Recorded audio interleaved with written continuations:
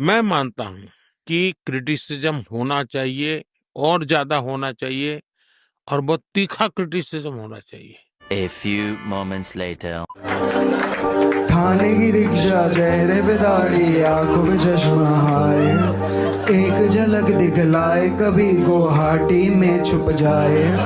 मेरी नजर से तुम देखो, गद्दार नजर वो आए। 2 hours later. वाह क्या सीन है, वाह क्या सीन है। इतने तेजस्वी लोग हैं हमारे पास। ये सब क्या देखना पड़ रहा है? अच्छा है मैं अंधा हूँ। तो भैया देखा, आजकल stand up comedian Kunal Kamra के इस शो की वजह से डबल इंजन वाले भक्तों को इतनी मिर्ची लगी है कि ये बेचारे चारों तरफ बिलबिला रहे हैं। तो लल्लन भैया इसमें हैरानी की क्या बात है, ये बेचारे तो बिलबिलाएंगे ही, क्योंकि ध्रुव राठी तो फोकट में बदनाम है, असली बैंड तो कुणाल कामरा ने बजा दिया। यानी कि भैया सिर्फ पौने 1 घंटे की वीडियो में ही कुणाल कामरा ने सारे संतरों का जूस निकाल दिया और धोती खोलते हुए देशवासियों को ये बता दिया कि ये लीडर नहीं बल्कि डीलर हैं। देखेगा, घबराना नहीं, देख साला अभी तुम देख इधर। झूठा हूँ मैं, कातिल भी हूँ, सब घोटालों में शामिल भी हूँ।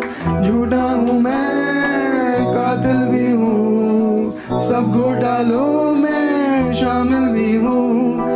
एमपी चुराना, वॉइसेस दबाना, एमपी चुराना, वॉइसेस दबाना, बस यही मेरा कसूर।